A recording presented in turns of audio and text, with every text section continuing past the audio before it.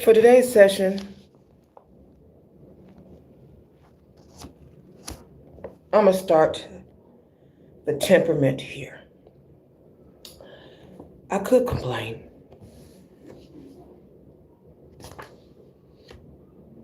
How maybe if I order a ride, it takes longer to get there than it actually says on the app. I could complain. I could complain about going into establishment with Wi-Fi, but it doesn't connect to YouTube. I could complain. I'm not. I'm going to tell you what I'm going to do. I am so thankful that whenever I call for a ride or app for a ride, whether it be from a share to a Uber X to a Uber XL Priority, whatever it is, I am so thankful despite how long it takes. I'm so thankful for that ride. So we're going to start it. We're going to start it high. I am so thankful that even if where I went did not connect to YouTube and I had to send a video on the fly while rearranging the entire morning, that I was still able to send a video saying, hey, I'm having some technical difficulties. I see you in a little bit. So we're gonna start real high. I am so grateful. I normally order women drivers through Uber due to some situations I've had in the past and comfortability. The two gentlemen I had, the two Caucasian men that I had this AM, were nothing short of delightful. Y'all were flame. I thank you so much. Y'all caused my memory to jog, and I'll go back in time and reminisce about some fun times I have had while traveling and visiting Memphis, Tennessee, and Pigeon Forge in Nashville, and the House of Blues by B.B. King. That was the first ride this morning. And the second ride, he knew I was getting things situated for this meeting we're having right now. He says, we're only 8 minutes from the establishment. I'm going to have you there real soon. Thank you, sir. So we're going to start real high before we do the breathing exercises. We're not going to complain. We are thankful. We are thankful that I called the library. And the library said, absolutely. Come on through, see you when you get here. I'm going to go get the door for you right now. Thankful. All right, let's do some deep breathing. Then we're going to get into the scripture, the money scripture. Then we're going to welcome chat members. And then I promised you all a few things. And then Spirit talked to me while I was working on those things. So I have some extra goodies for you. Okay? Awesome. Whew.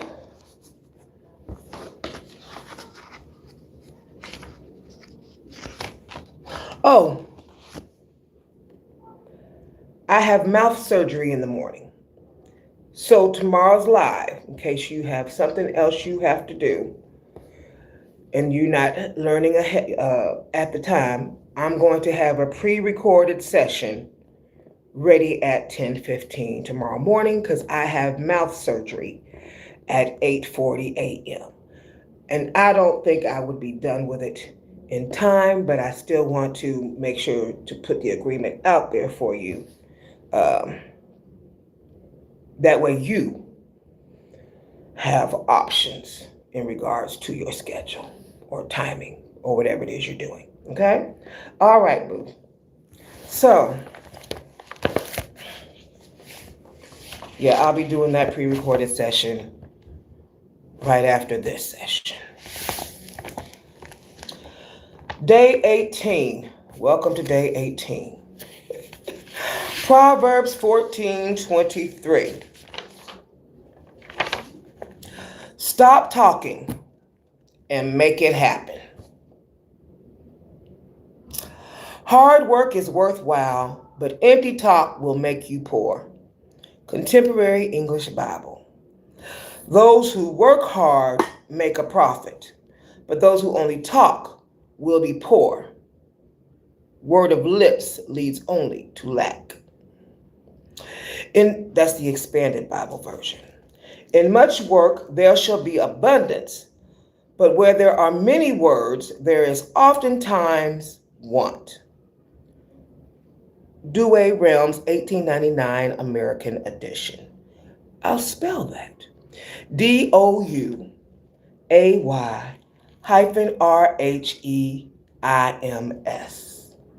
1899 American Edition.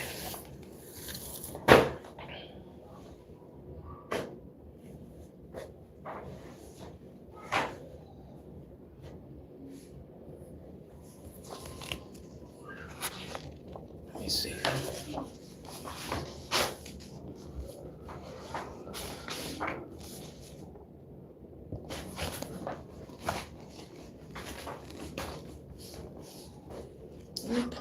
Let me see. Got a lot going. Let me see who we have in the chat. Oh, Mathis Meg to Kenza. Hello, sweetness. XR 47030. Hello, darling. Welcome, loves. Here we go. That's the deliciousness I'm looking for. Yesterday, I went over the 7 lucky dates in the cosmic sky with you all. And we talked about a few dates and why they were going to be magical. Well, it occurred to me as I was writing out my Substack, as I do every day, and I put information and summarize what we've talked about, that some of you may not know what a portal is. Like we talked about the 7-7 portal. So I'm going to go over the portals with you all. Oh, Kings Play YT8. Hi, sweetness. It was you know what, it's beautiful outside. A little bit of a late morning start, but I'm thankful for the springtime weather, the sunshine, and the entertaining skies at night. So I hope you're having a majestic day as well. So let's talk about energetic gateways. In numerology and astrology, these portal days are energetic gateways that occur when repeated number sequences like 1, 1, 2, 2, etc. align on the calendar. The Gregorian calendar, of course. They are widely considered to be powerful times because we talked about the difference between a Mayan calendar yesterday and the Gregorian calendar. They are considered to be powerful times for intention setting, spiritual alignment, and manifestation. So January 1st represents new beginnings, intention, and a decade reset, as 2026 is a universal year 1 in numerology. We talked about it being that year in numerology yesterday in detail. 2-2 focuses on relationships, alignments, emotional healing, and balanced timing. 3-3 amplifies creative expression, communication, and spiritual awakening. 4-4 anchors stability, structure, and turning your goals into physical reality. 5-5 represents freedom, personal expansion, and major life changes or adventures. 6-6, a high energy day believed to help manifest specific goals and abundance, is called the goal manifestation portal for 6-6. 7-7, which is the portal coming up. Peace and spiritual portal. Centers on inner wisdom, silence, and connecting deeply with your higher self. 8-8 is the Lionsgate portal, a major astrological event aligning with the frequency of infinite possibilities and manifestation. September 9th, the Completion Gate, marks a time for closure, releasing what no longer serves you, and humanitarian focus. 10-10, the Visibility portal, supports stepping into your personal power, leadership, and announcing your mission. 11-11, the Master Number portal, one of the most potent spiritual days of the year for intuition, deep reflection, and clarity. 12:12, the closing gate, focuses on releasing 12 things that no longer serve you and writing down 12 new wishes for the coming year. In case you did not know what an energetic gateway is. Okay, sweetness. Yes, I'm holding class right now. We're having 40 money spells and 40 money scriptures is what we're going through. So we are on day 18. So yes, you can replay it anytime you like to, but I will see you tomorrow, sweetheart. Mwah. All right. Beyond the repeating numerical date portals, the cosmos opens several massive energetic and physical gateways through major astronomical events.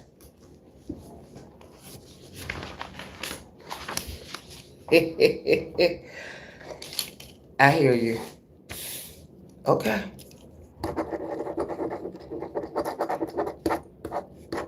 Thank you. And outer planet shifts in both astrology and astronomy.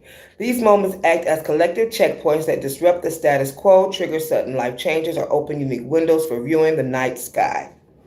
The eclipse portal, major cosmic resets. In astrology, eclipses are viewed as wild card portals that rapidly accelerate time, closing doors that no longer serve you and forcing open new chapters. August 8th, 2026, the total solar eclipse portal. This is the first total solar eclipse visible from mainland Europe since 1999, casting a path of totality over Greenland, Iceland, and Spain. Astrologically, solar eclipses are supercharged new moons that signal massive, unexpected new beginnings. I love solar eclipses. All right, August 28th, which is the day before my birthday, the partial lunar eclipse. Occurring just 2 weeks after the solar eclipse, this deep partial lunar eclipse completes the eclipse corridor, a highly volatile, fast-moving energetic window, perfect for major personal transformation. The outer planet ingression's long-term era shifts.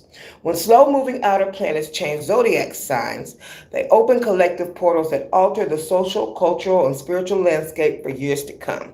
2026 is historically weird year because 3 major outer planets are crossing new thresholds. Neptune enters Aries.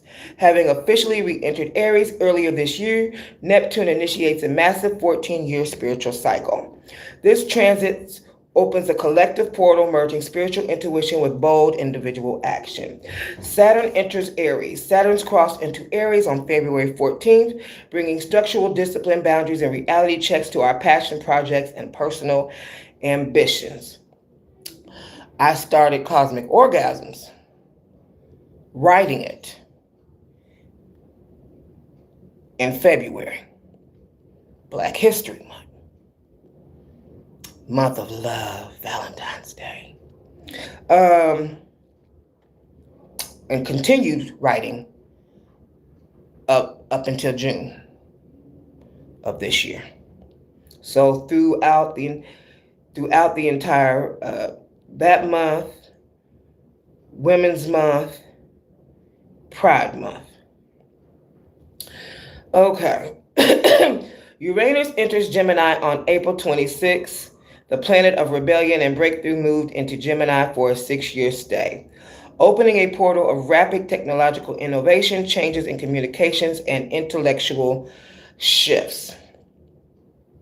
A lot of shifts. Solstices and equinoxes, the original Earth portals.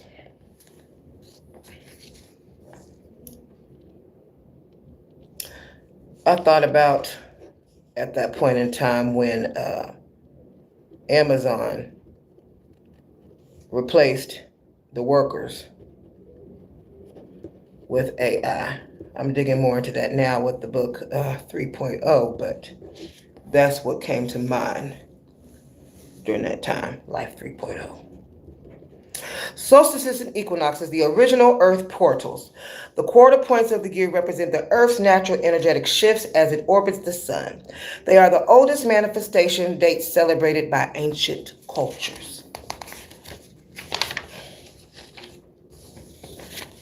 September 23rd, autumn equinox, a portal of perfect balance between day and night, ideal for harvesting what you've built, practicing gratitude, and centering your energy. December 21st, winter solstice. The shortest day of the year marks a literal portal of rebirth where the sun begins its return, making it a sacred time for deep introspection and setting seeds for the next year. Physical sky portals, stargazing highlights, and we did dive into this a little bit. August 13th, the Perseid meteor shower peak. One of the most brilliant meteor showers of the year peaks under a dark moonless sky, offering a pristine window to see up to 60 to 100 meteors per hour. October 4th, Saturn at opposition. Saturn will make its closest approach to Earth, shining at its brightest of the year. This is the ultimate portal for telescope viewing to clearly see its majestic ring system. I was reminded while reading that we have yet to breathe. We're going to breathe right now. All right. In.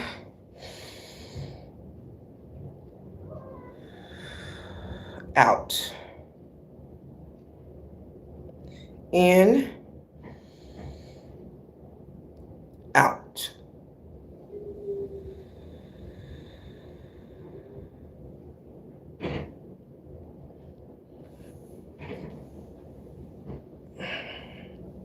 In.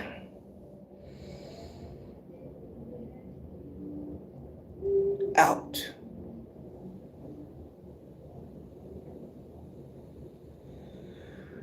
Awesome. So now we have discussed portals.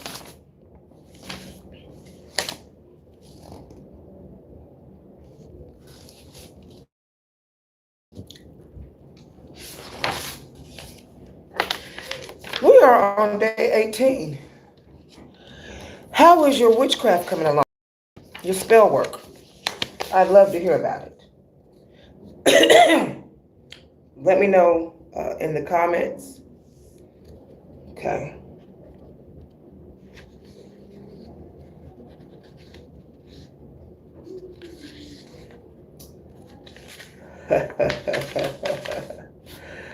I said I was. So, we read the rest of the last of the Testament of Solomon yesterday with the coven. The coven meets at 7 a.m. every day. And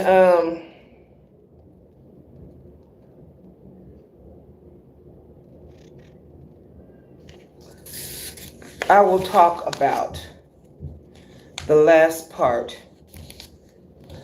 Oh, the demon in a bottle. I will talk about that. Let me put the portals right here. Let's see.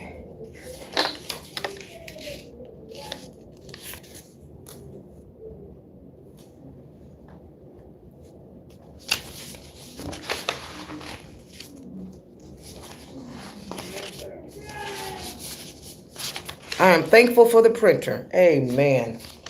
Okay, that's at the library.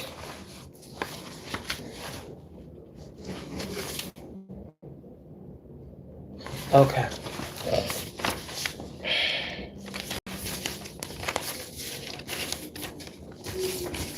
Oh, that goes there. So I had a lot of questions. All I do is ask questions. How is she going to learn if you ask questions, unless you ask questions? So, Testament of Solomon 118 to 120 is what was read.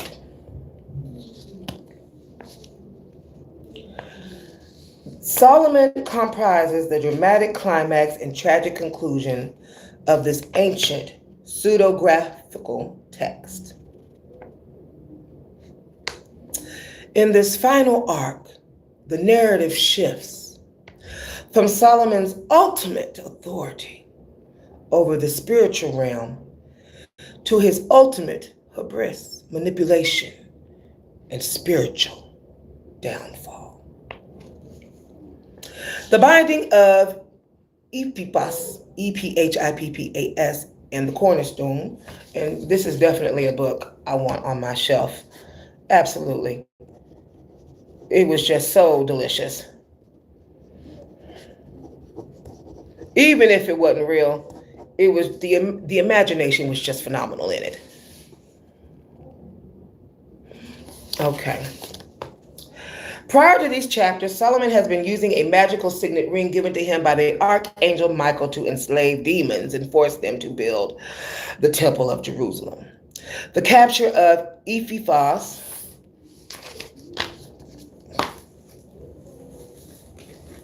while talking to y'all. Okay.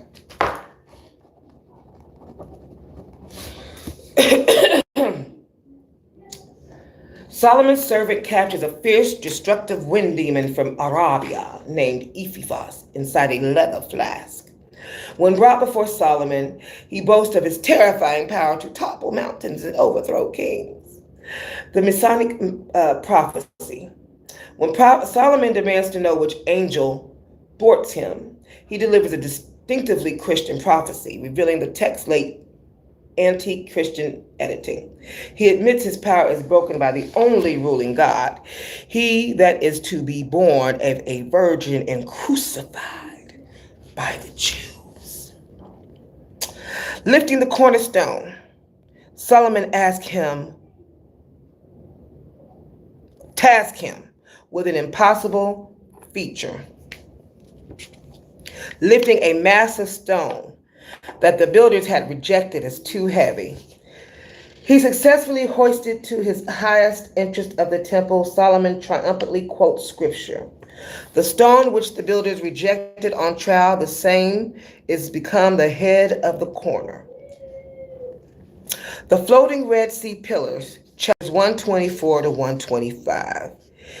We're just going to call him the genie, okay? Then teams up with Ebizethibod, a demon residing in the Red Sea. Traditionally, the spirit who hardened Pharaoh's heart against Moses. Ephippas is who we're going to call the genie. All right. Together, the two demons conjure and lift an immense purple column out of the abyss of the Red Sea. They suspend it in midair with the temple structure. The text notes that the pillar remains hanging miraculously in midair, entirely unsupported by humans' hands as a testament to the spirit's bound servitude. The downfall of Solomon, chapters 126 to 130, the final section shows as the testament of moral warning of the book, expanding on the biblical account of Solomon's idolatry in 1 Kings 11. The Jebusite seduction. At the peak of his power and peace, Solomon falls violently in love with a foreign woman.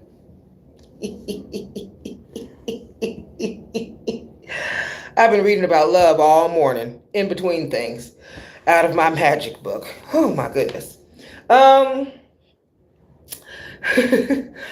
Variously described as a Jebusite or Shunammite woman.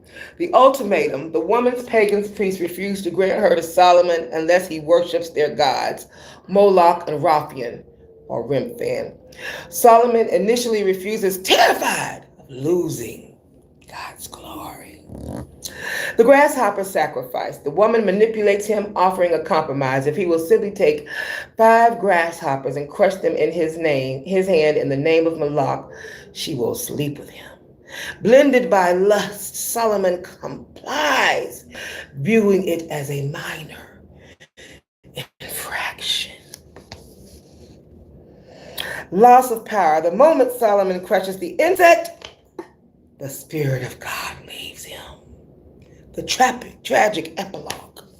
As a result of his minor apostasy, Solomon instantly loses his supernatural wisdom, his articulateness, and his authority over the spiritual world. He becomes a weak, foolish laughingstock to both humans and the very demons he once commanded. The demons revolt, and he is forced by his foreign wives to construct massive pagan temples to Baal and Moloch. He concludes the testament as a broken old man, warning future readers to attend to the last things and not to the first, urging them not to let physical passion strip them of their faith.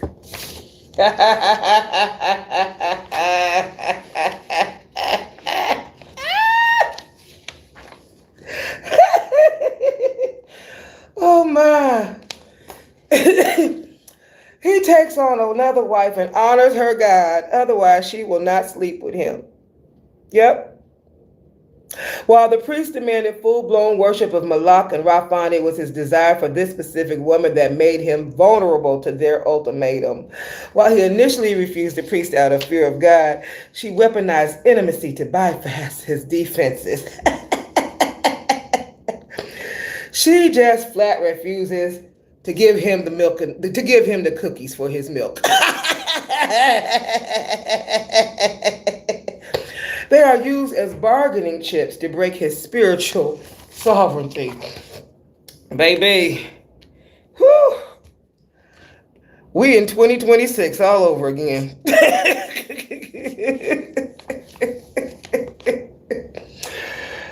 Oh, that's funny. The first Uber driver I had this AM said his wife wanted a house. He went and looked at the price and he told her no way. Said the house went off the market. That's good. He said he came and she said it went off. He said it went off the market for a couple months. And he had kept looking. They had looked at some other houses. She didn't want any other house but that house. When it came back on the market, he told her again, absolutely not. You want to know how that ended? He got her the house.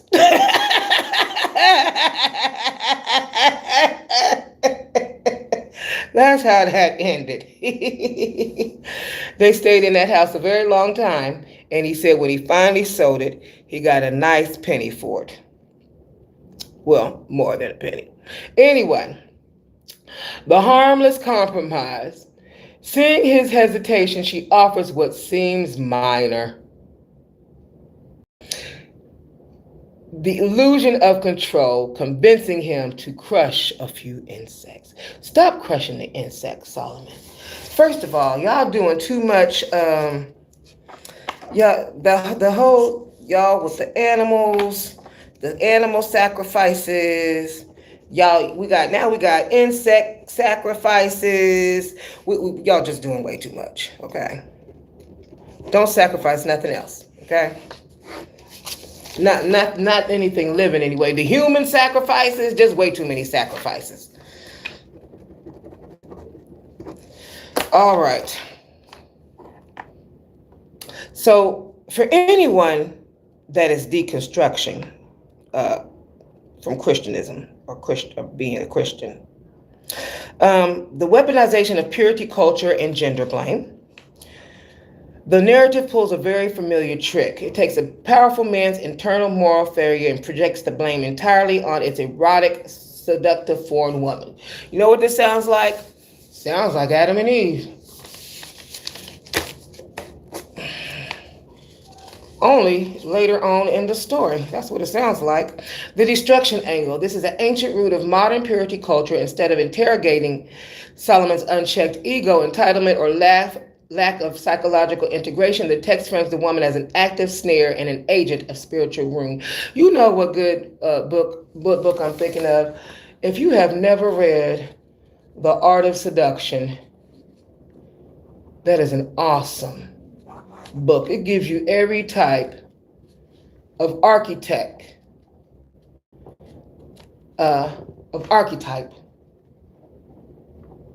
almost out there. Almost. The Art of Seduction.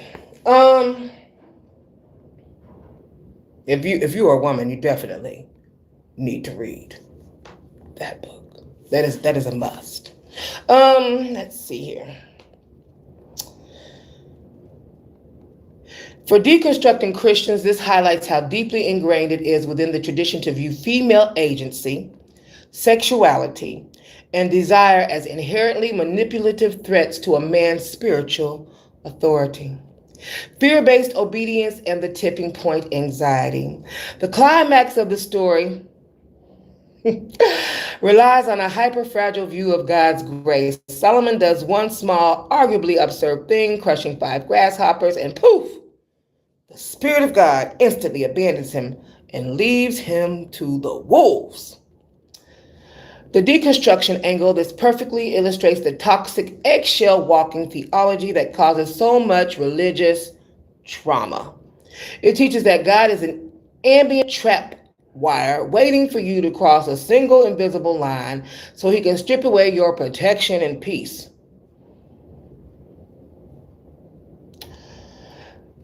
This means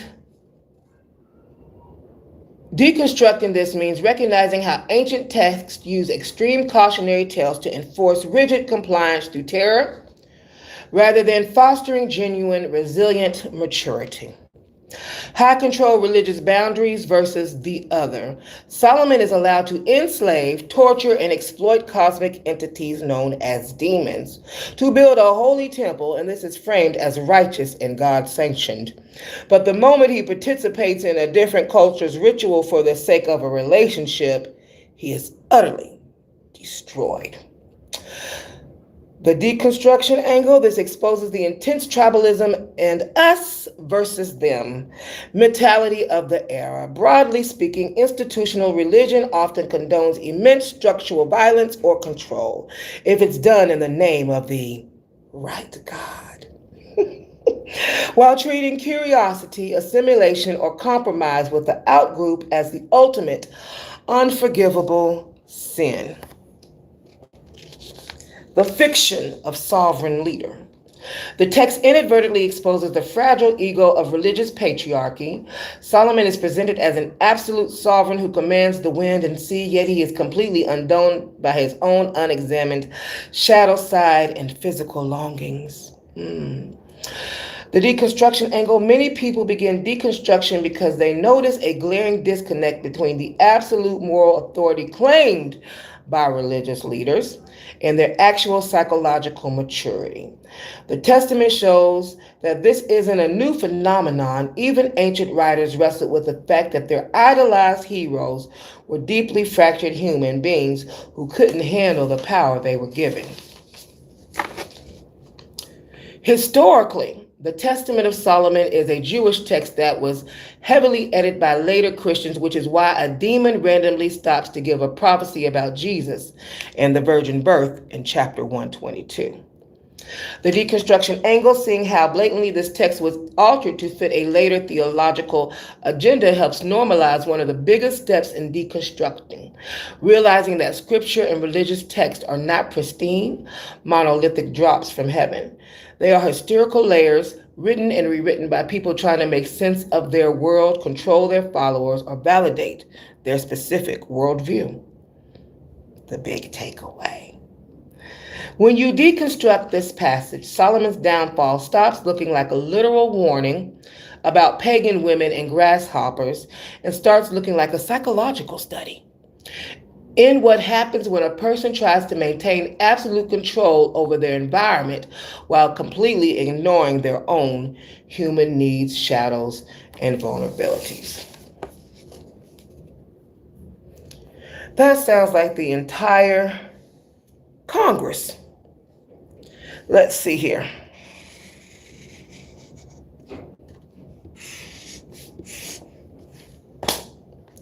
Oh yeah, that sums it up right there.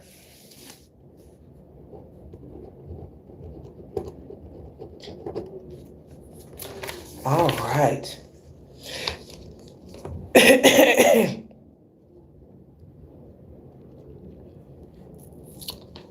Why we call it demon or genie in a bottle.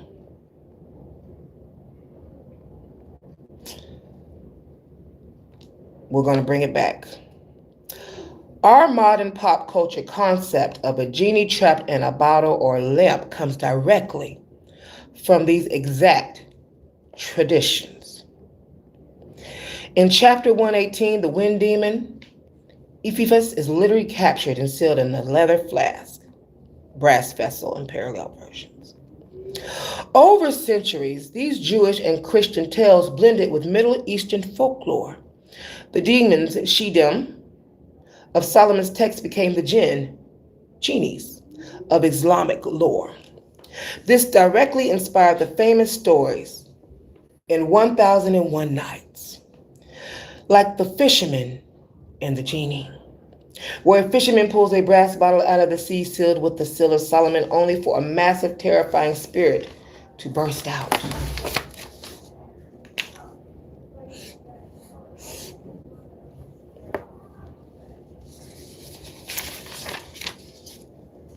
In pop culture, finding a genie in a bottle represents the ultimate fantasy.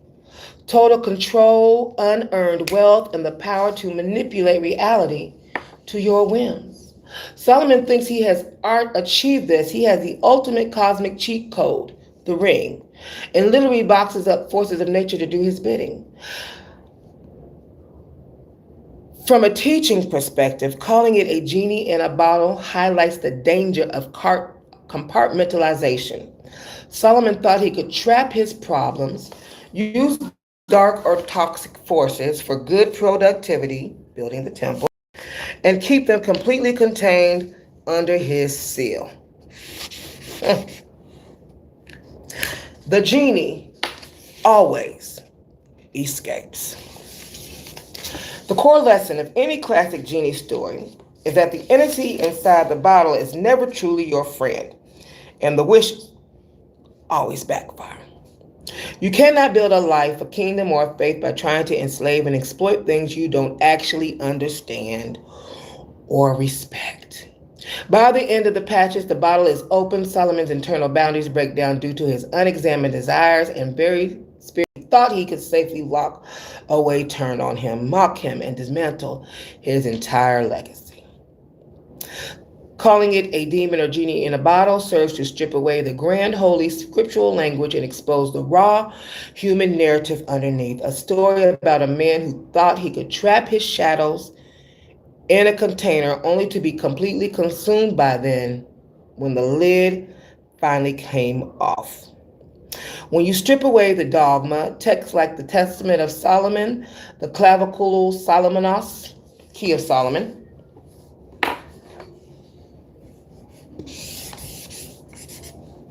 there's a distinct ideological divide. Clavicula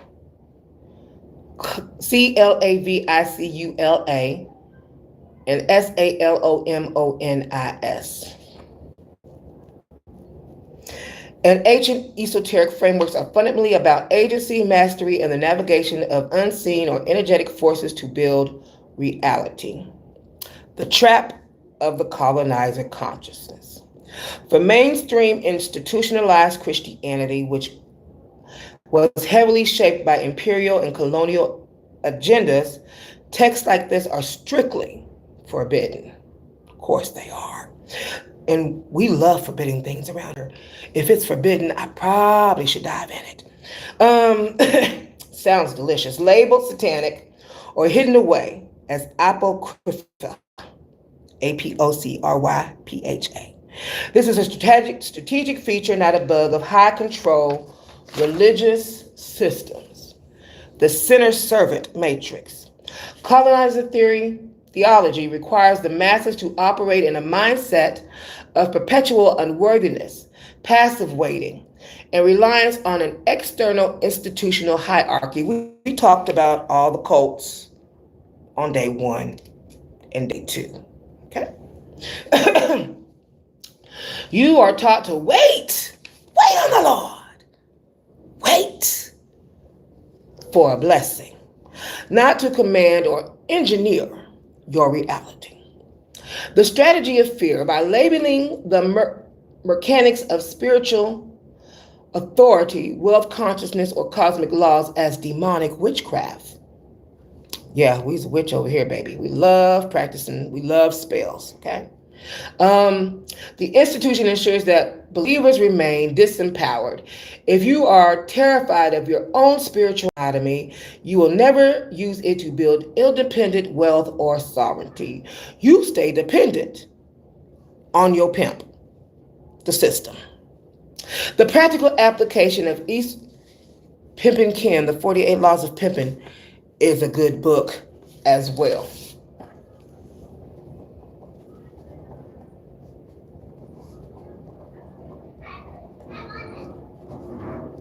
It is a tool to learn, to, yeah, everything in it may not be pleasant, but it's got knowledge and tools that you can use and learn from.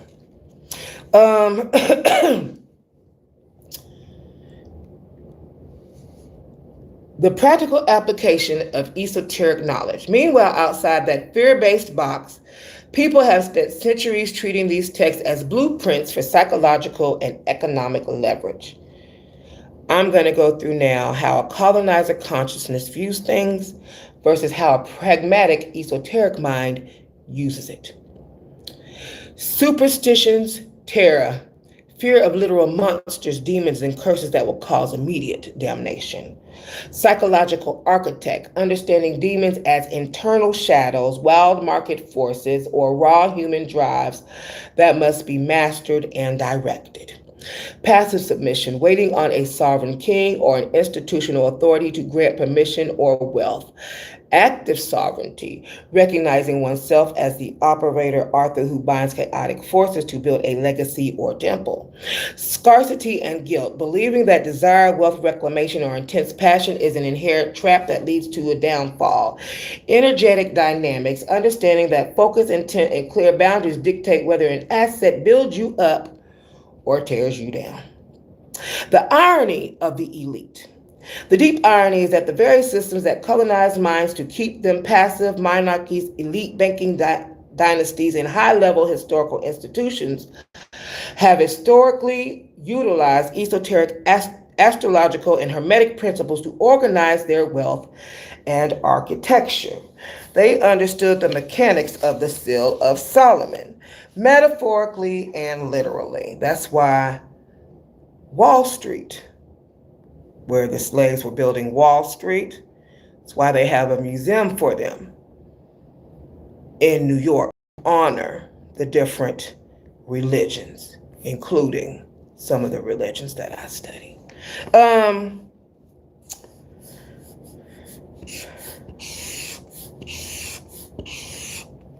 While preaching a theology of poverty, fear, and submission to the people they ruled.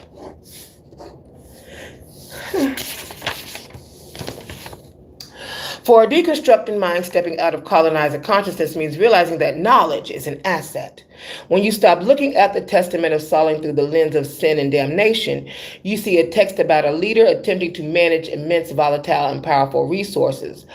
Those who use these concepts for economic profit understand that you cannot rule your economy if you are terrified of the dark, unexamined corners of human nature, market trends, or your own power.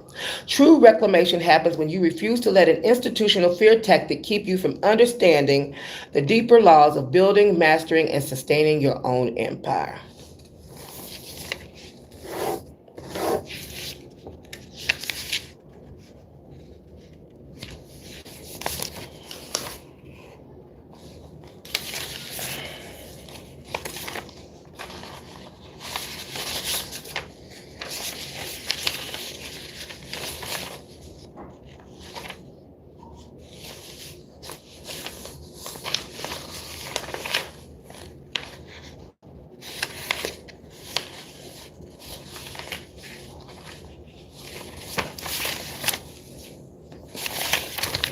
All right, I believe I have. We started back today at 1 Kings.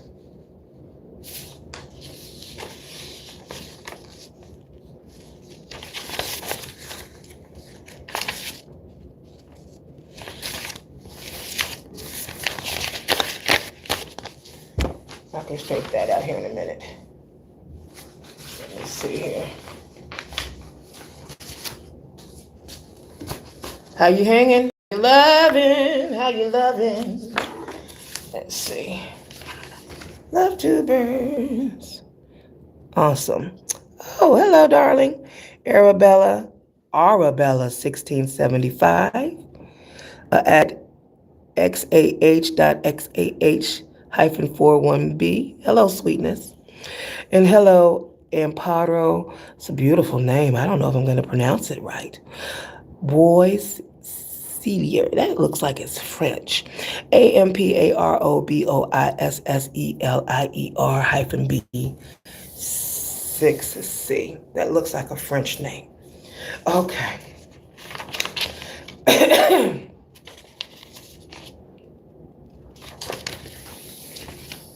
I just printed something. Hold on. For you. Let me see here. Did I get it off the printer? I did. I did. All right.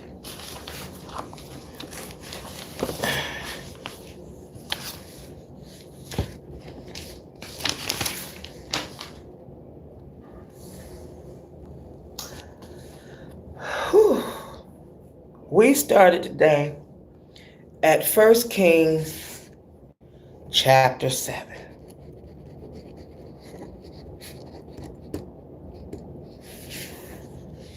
Oh, Rev is in Mexico already. She was at the Starbucks doing her lesson because she don't have Wi-Fi yet. But she says she only lives a few minutes from her daughter's house. And it's good to see the glow that she has on her. She's lived a bunch of places. When you have money, you can live anywhere you want to. You don't have to worry about the pimps, and the cults to a certain degree. That is no longer really pertains to you to a certain extent. Okay? But yeah, she's lived and traveled all over. So, oh, and she does have classes. It's the second day of class. I haven't had a chance to watch the first day of class. So it's on my agenda while I'm looking at the sky tonight to listen to the class. It's on Monday, of course. All right. So, we talked about bows, jacking, the high priestess card, conscious and unconscious mind, how the Bible loves exaggeration of numbers, and then it talked about the lion, sphinx, oxen, and the cherubim again, the threshold guardians, multifaceted, not angels. Her book, by the way, there are no angels. Church Live, there are no angels in the Bible. Awesome book, highly recommended. Now, and we talked about pomegranate and hidden symbol, the seeds and how they fit in with occult science. So let's talk about the pillars first. Bowls, Jachin, and the high priestess. Now, I did not study the Rider-Waite-Smith tarot deck. Never owned one in my life. But I've only owned Orisha and a Voodoo tarot deck. Patikas of Orisha and Voodoo tarot deck. So the high priestess sits directly between two pillars labeled B, Boaz, and J, Jachin. So she showed us the card this AM. Interesting. In occult science and psychological framework, these two pillars represent the ultimate cosmic duality. Jasmine, white, right, established, represents the conscious mind, light, active force. The masculine and the visible world of form. Boaz, black, left, strength, represents the unconscious mind, darkness, receptive, potential, the feminine, and the unseen world of mystery. The high priestess sits, well, what we're going to go through here, just so you know, I listened to her, And the way that I first learned about the pillars were through magic books, not through my Bible, although the Bible is a magic book. But the first time I started reading about the pillars was from the Key of Mysteries, when I started reading that by Ephelius Levi and Aleister Crowley. I said, what are these pillars? This is before I realized that he likes to, in his format for his books, he likes to talk about the tarot cards, especially the major arcana. For his formatting, he takes a tarot card and he talks about one tarot card at a time as he tries to relate it. Well, as he relates it to the best of his knowledge with the biblical imagery that he's been taught in church. It's quite fascinating read. Anyway, the high priestess sits between them because she represents the bridge. She is the mediator between the conscious and unconscious, holding the scroll of the Torah, the law, mysteries partly hidden in her cloak. To enter Solomon's temple or to enter higher statements of awareness, one must pass through these two opposing forces, balancing them. The threshold guardians, not your Sunday school angels. You are in 1 Kings 7. The borders and panels are carved with lion, oxen, and cherubim. These are not soft winged babies playing harps. These are ancient Near Eastern threshold garlands, very similar to the Egyptian and Babylonian Sphinx, or the Assyrian Lamassu winged bulls and human heads. Historically and psychologically, a threshold guardian represents a boundary marker. They guard the gates to the sacred, the hidden, or the deep unconscious. They are multifaceted because they combine the attributes of the animal kingdom, strength of the ox, majesty of the lion, with spiritual intellect, wings, and human faces. They tell the traveler to pass me. You must integrate your animal instincts with your higher spiritual faculties. The Bible reader's love of numbers. Let's be real. The numbers in these construction texts are exaggerated for theological and political effect. The molten sea, the massive bronze basin in 1 Kings 7:26. The text says it held 2,000 baths, roughly 11,000 to 12,000 gallons of water, and was supported by 12 bronze oxen. Culturally, ancient writers used massive, mathematically perfect numbers to signal cosmic order, supreme power, and divine favor, rather than strict engineering logs. It's architectural propaganda meant to blow the mind of the reader and establish Solomon as the ultimate sovereign master. The pomegranate, the hidden seed of occult science. The capitals, the tops of Boaz and Jason were covered in networks of pomegranates, 200 of them wrapped around each pillar. In occult science, mystery schools, and mythology, like the story of Persephone, the pomegranate is a massive power symbol, the matrix of potential. When you crack it open, you don't find a single core. You find a tight geometric matrix of hundreds of individual blood red seeds, arrows, ARILS. It represents the unconscious, mind-blowing, infinite hidden possibilities waiting to burst into conscious reality. The high priestess's veil. Looking closely behind the high priest on the card, the veil hanging between the pillars is patterned with pomegranates arranged in the shape of the tree of life, the Seraphalt. Hey, those are books I write on. Those are in my Nola Voodoo books on Amazon and on my Skip platform and on my Etsy page. I got 6 of them. Matter of factly, it was my first hexology. Okay. And in the first book of that hexology, I talk about the tree of life. In the second book, I talk about the 4 worlds. In the third book, I talk about the trunks. In the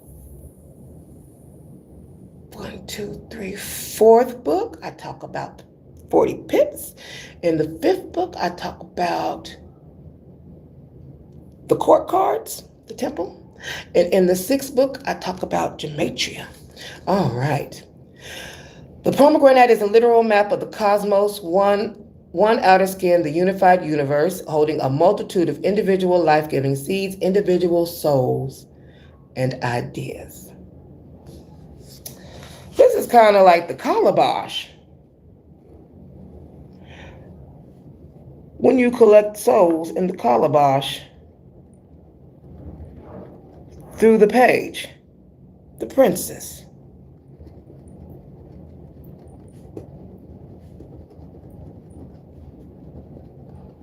In regards to their destiny. Oh, this is so delicious. All right.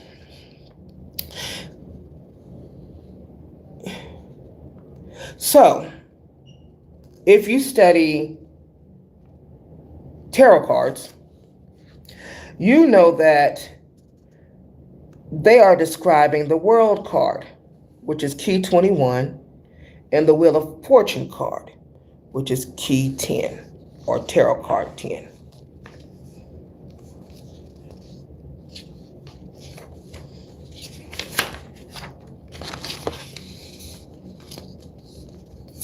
So the High Priestess, 1 Kings 7:20 to 21.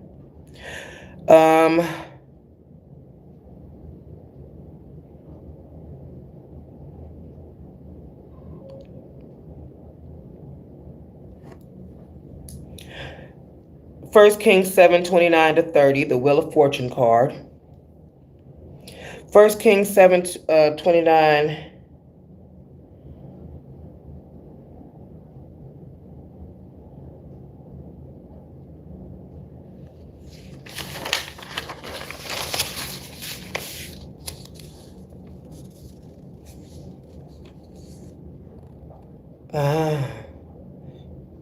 In verse 29, the 12 bronze oxen under the molten sea. 1 Kings 7:25, they faced the four cardinal directions of the earth, mapping out the full macrocosm. In 1 Kings 7:25, it stood on 12 oxen, 3 facing north, 3 facing west, 3 facing south, and 3 facing east. The sea was set on them, and all of their rear parts were inward.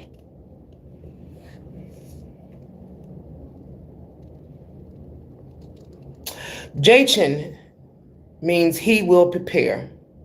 Boaz, Jason on the right and Boaz on the left, derived from Bo, in him, and Oz, strength, translating directly to in him is strength.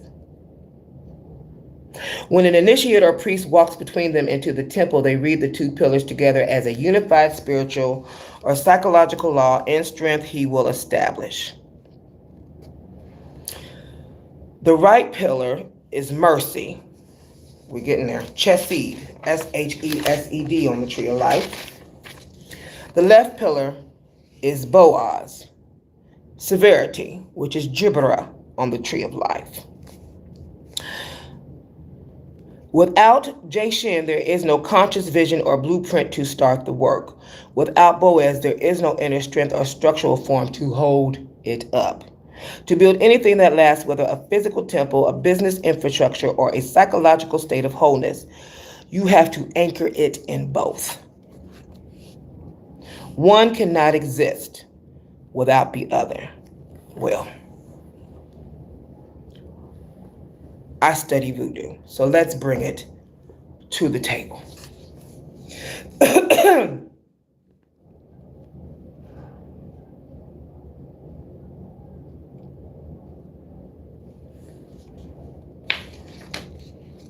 That's part of my spiritual team. So I was like, okay. So Bria, B-R-I-A-H, Jashin, Chesed, Orisha, Agua, Abatala.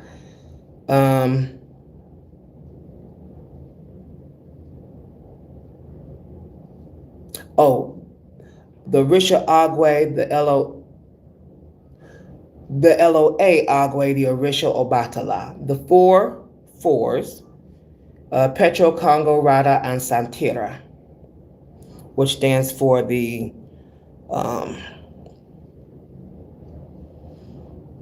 swords, cups, wands, and pentacles or disc.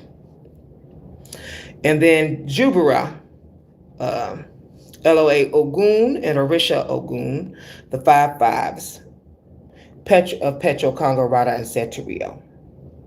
Petro for wands, Congo for, okay, yep, that's what I just discussed. In between them is secret societies or the justice card, parallel to strength, lust, and possession card, which are um,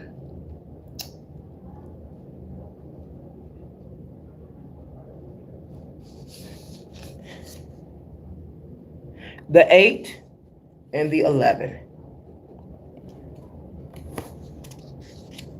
All right, so the vestibule middle path. We got secret societies, justice, and adjustment with the 8 and the 11. Lust, strength, and possession.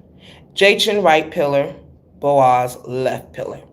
Underneath Jason, the world Bria, Sifera, chest seed.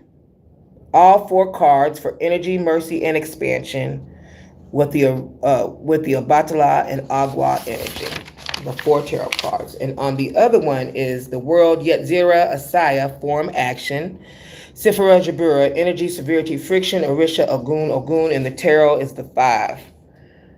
The 4 cards of the 5. The Jashin, chest seed, lineage, the 4s. On the right pillar, you have anchored chest seed.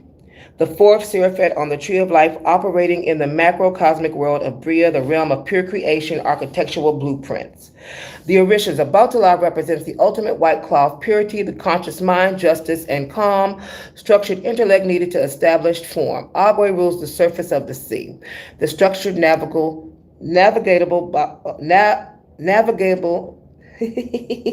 navigable water of life, sovereign and expansive. The tarot 4s. In tarot, the 4s are always about structure, stabilization, and resting the foundation after the initial creative spark. The Boaz, Jubera lineage, the 5s. On the left pillar, anchored Jebera, the 5th Seraphet, representing boundaries, martial law, surgery, and raw friction. The deity, Ogun, he is the blacksmith, the iron warrior, the master of tools, clearing obstacles with sheer force. He is the literal embodiment of strength. AZ, cutting away what no longer serves to protect the core. The 5s. The 5s in tarot bring the inevitable conflict, testing, and destabilization required to break old patterns so strong ones can be built. The elemental nation map. Petro equals wands, heat, aggressive transformation, fast wands, fast acting spirit, willpower, and magical warfare. Congo equals cups, water, deep ancestral memory, emotional current, rhythmic flow, and healing waters. Rada equals swords, air, cool, intellect, cosmic order, ancient law, and sharp strategic communication. Santaria, Regla de Ocha equals pentacles, disc, earth, rooted manifestation, physical ashi, herbal medicine, stones, and tangible prosperity on the material plane. The threshold, key 8 and key 11, and possession. Between these two powerhouse pillars sits the dynamic axis of justice, adjustment, and strength, lust, which flips positions depending on whether you follow the Maciel or the Golden Dawn Thoth traditions. The justice parallel. Justice sits perfectly balanced in the middle because it is the cosmic scales adjusting the expansion of chest seed 4 against the restriction of Jubera 5. It is the law of secret societies, the hidden equilibrium governing the visible worlds. The lust, possession, connection, key 11, lust, strength, is the literal taming of riding of the beast. In the context of voodoo and Orisha traditions, this is possession mounting the horse. The human consciousness steps outside so the divine raw elemental force, the lion, the lua, the Orisha can express itself through the physical vessel. It is the ultimate synthesis of higher spiritual facilities integrating with the primal animal instinct. I had put a side note in one of my books when researching this morning. I had written down by blessed plate of righteousness and the stones. In esoteric mathematics, 13 is the number of Echad, unity, and Ahava, love, Echad, and Ahavah, via gematria. The 12 stones represents the will of macrocosm, the world card, but the 13th element is the high priestess herself, the central axis. The hidden heart, the one who stands between Jachin and Boaz to synthesize the entire system into a single, unshakable armor of righteousness. Now, the high priestess card, because I don't study the other cards, but I do learn about them. And I have had readings by them at enlightenment shops. And then Rev reads cards sometimes during her sessions. In the voodoo deck, the high priestess is Marie Laveau.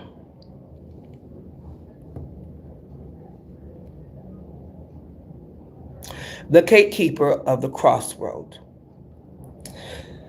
In Standard Tarot, the high priestess sits silently between the columns of the temple, Jachin and Boaz. But Marie Laveau was not passive. As the voodoo queen of New Orleans, she was a literal living bridge walking between two worlds. By sliding her into the high priestess slot, the deck brilliantly adapts the archetype. She operated precisely between the pillars. Historically, she was a devout Roman Catholic who attended Mass daily at the St. Louis Cathedral. Yes, she was the supreme sovereign master of Congo Square, commanding the hidden raw spiritual currents of the night, the deep unconscious, the unseen world. The keeper of secrets, just as High Priestess holds the partially veiled scroll of Torah, Marie Laveau held the secrets, vulnerabilities, and bloodlines of the entire city of New Orleans. Why do you think Elon Musk wants to put some kind of transportation underground tunnel from in the heart of? It's not coincidence, baby. All right. From the elite politicians to the enslaved, she knew exactly what was hidden in the human shadow.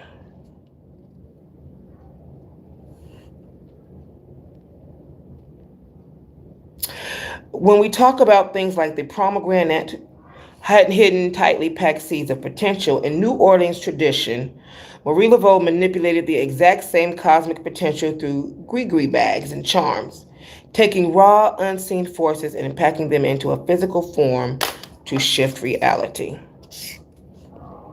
She didn't just sit between the pillars, she owned the space between them. She was the living manifestation of the middle path, balancing the structural law of the outer world with the unyielding primal powers of the spirit.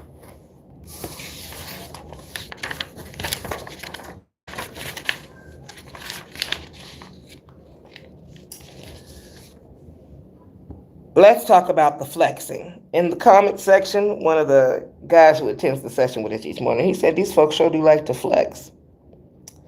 So let's talk about it. The idea that Solomon's temple was a unique, divinely dropped piece of architecture invented from scratch is a massive misconception. If you line the blueprint of 1 Kings 7 up with archaeology, Solomon's temple is a classic textbook Bronze Age, Iron Age, Levant Egyptian temple layout. Christianity is a toddler in the grand timeline of cosmic and spiritual history, and even the older Israelite religion was borrowing wholesale from the major superpowers around them, primarily Egypt and Phoenicia, Phoenicia. The intellectual property theft, where the demons came from. When the authors of the Testament of Solomon wrote about Solomon commanding demons to build the temple, they didn't invent those entities. They rebranded ancient existing gods, nature, spirit, and cosmic forces from the older civilizations they conquered or lived alongside. In occult science, this is called demonization, taking the intellectual property of an older culture, stripping it of its original sacred context, and turning it into something evil or subservient. Here is where they actually stole those specific demons from. Beelzebul, prince of demons, the theft. In the Testament, Beelzebul is Solomon's top demonic lieutenant. The original IP, he is a direct copy of Beelzebub, which translates to Lord of Heavenly Dwelling or Prince Baal. He was a major Canaanite, Phoenician deity of storm, fertility, and agriculture. The Israelite writers deliberately mocked his name by twisting it slightly to mean Lord of the Flies to lower his status. Asmodeus, the theft, the demon of lust and wrath who disrupts marriages in the legend. The original IP, plagiarized straight from Persian Zoroastrianism. His root is Aesha, Aeshma-Deva, Aeshma-Daeva, the Zoroastrian demon spirit of wrath, fury, and passion. The Judeans were exiled in Babylon and Persia. They absorbed Persian cosmology and brought these entities back into their own folklore. The deacons, the 36 spirits, a major chunk of Testament of Solomon, the theft. The major chunk of Testament of Solomon involves Solomon interrogating 36 distinct elemental spirits who cause physical sickness and disease. The original IP. This is 100% Egyptian astrological science. The Egyptians divided the 360-degree zodiac into 36 deacons, 10-day star groups, each ruled by a specific cosmic deity or energy. The writers of the Testament took the sacred Egyptian stellar map, turning the 36 gods into demons, and claimed Solomon's enslaved them. Of course they did. Solomon didn't even use Israelite builders. He hired Huram of Tyre, a Phoenician, Phoenician, master craftsman. Architect was heavily influenced by Egyptian design. If you walked into the Egyptian temple like Luxor or Karnak and then walked into Solomon's temple, you would see the exact same three-stage operational progression. Entry, pylon, courtyard, Egyptian temple layout. Flanked by obelisk. Solomon's temple layout, the vestibule, ulam, flanked by bowls and chassis. Hypostyle hall, columns like papyrus in the Egyptian temple. And then you go to Solomon's temple, the holy place, Heikal, Heikal, gold, lampstands, and bread. Inner sanctuary, dark hidden Naos of God, Naos, in the Egyptian temple. And then in Solomon's temple, most holy place, Kodesh, Hakodashim, Kodesh, Hakodashim, dark holding the ark, cherubim. The obelisks become pillars. Those two pillars, Bose and Jashin, that we just mapped out, they are the direct architectural descendants of the twin Egyptian obelisk placed at the gateway of Egyptian temples to symbolize the two horizons or the pillars of Upper and Lower Egypt.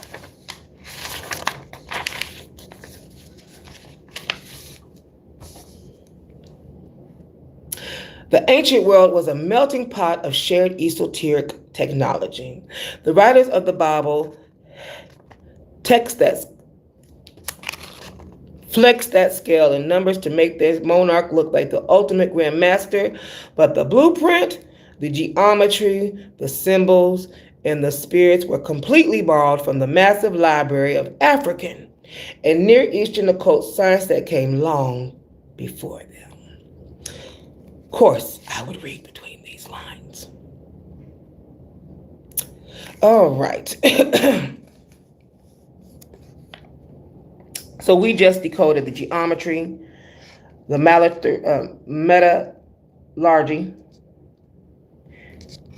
to get past that veil and the gatekeepers.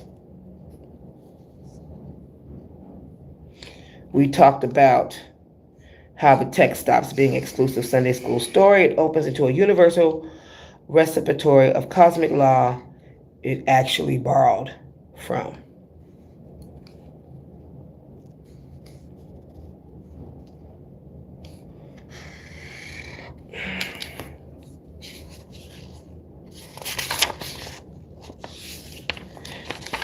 Rev asked a question this AM. Where did Solomon get all this money? Did it drop out the sky? Where all this money come from? Money, money, money. Money, money, money, money, money. Money. Okay. His annual income was 666 talents of gold, roughly 25 tons of gold per year. Now we know, okay.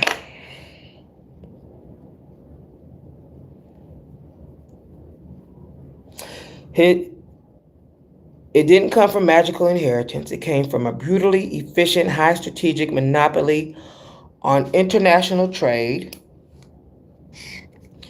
heavy taxation, and geopolitical extortion.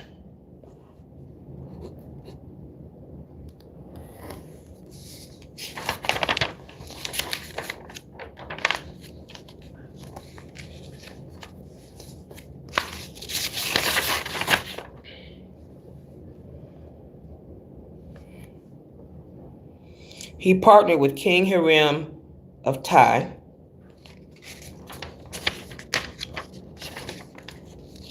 They launched a joint merchant fleet out of the Red Sea port. Every 3 years, these massive ships of Tarshish returned loaded down with gold, silver, ivory, apes, and peacocks from a legendary wealthy land called Ophir, Ophir.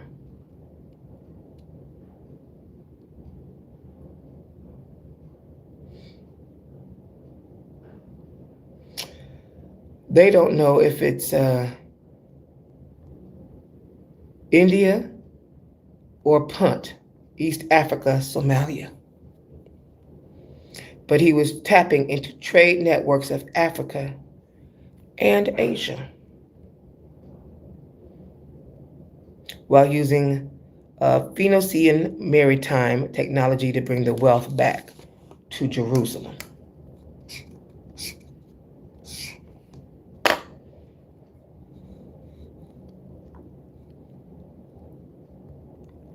He had massive military checkpoints and toll stations along the two major ancient trade routes, King's Highway and Via Maris, tolling the global highways, the toll booth king.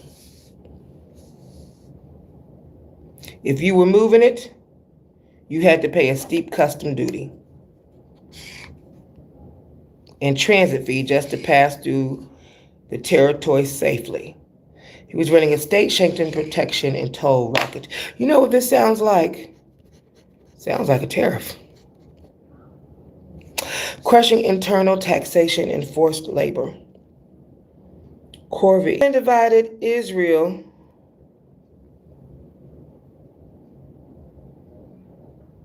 into 12 administrative districts, deliberately ignoring the traditional tribal boundaries, and appointed a governor over each. Each district was forced to fully fund the royal court's massive food and operating expenses for 1 month out of the year. Furthermore, he instituted the Corvée system, Corvee, conscripting tens of thousands of ordinary citizens into forced unpaid labor to harvest timber in Lebanon and quarry the massive stones for his architectural flex. Baby, this sounds like 2026. It doesn't sound very ancient at all. Let's see here.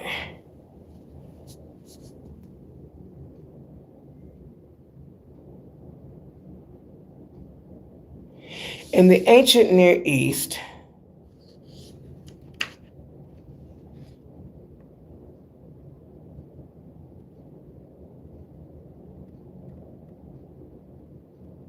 when Queen Sheba visited, she carried 4.5 tons of gold and priceless spices because Solomon's ports controlled the final destinations of her kingdom's entire trade network. She had to secure a trade deal.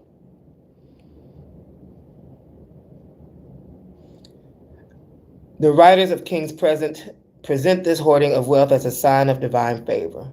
But if you read between the lines, Solomon violated every single rule laid out for kings in the Torah, Deuteronomy 17:16-17. It explicitly commands that a king must not multiply horses from Egypt, accumulate vast silver and gold, or multiply wives.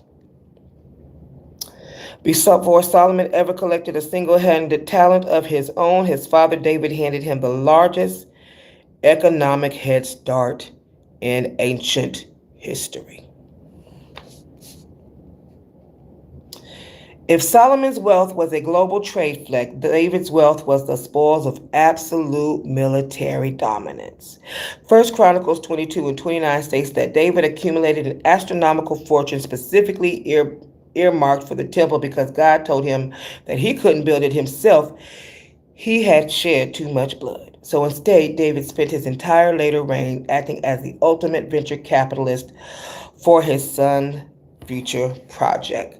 Total geopolitical subjugation, war spoils. Philistine, Moabites, Edomites, Amalekites, and Syrians, Arameans. The absolute hyperbole of the ledger, First Chronicles 22:14. 100,000 talents of gold and 1,000,000 talents of silver. The royal above and beyond offering, First Chronicles 29:3-4. He dropped another 3,000 talents of gold, especially from Ophir, and 7,000 talents of refined silver just to line the walls of the building. David did all the work. Asaiah, earth. He fought the wars, drew the boundaries, accumulated the iron, and piled up the raw bullion. Oh, we're coming to a close. He handed Solomon a completely stabilized, pacified kingdom with an unshakable financial foundation. Solomon didn't have to waste energy or resources fighting a single major war. He could immediately operate in the higher realm of Bria, creation, transforming his father's raw war gold into the polished, geometric, and harmonic archetype of the temple. We have spent quite some time together today, and I thank you for it. And I hope it was as wonderful for you as it was for me. Thank you so much. I greatly appreciate you, darlings. I'm going to go type notes up for today so I can get it ready for the YouTube video and the Substack. Mwah. And tomorrow is going to be shorter since I'm about to pre-record it right now. All right? Toodles, have a lovely rest of your Wednesday. See you on Friday.